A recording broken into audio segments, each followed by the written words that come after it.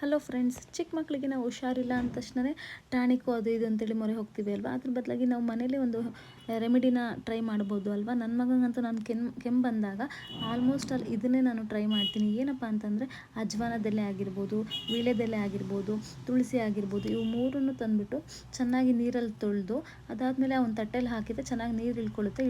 ಇಳ್ಕೊಂಡಾದಮೇಲೆ ಒಂದು ಹಂಚನ ಬಿಸಿ ಮಾಡ್ಕೊಂಡ್ಬಿಟ್ಟು ಅದರಲ್ಲಿ ಈ ಎಲೆಗಳನ್ನೆಲ್ಲ ಒಂದೊಂದೇ ಹಾಕಿ ಬೆಚ್ಚಗೆ ಮಾಡ್ತಾ ಹೋದರೆ ಅದರಲ್ಲಿರುವಂಥ ಹಸಿ ಅಂಶ ಹೊರಟೋಗುತ್ತೆ.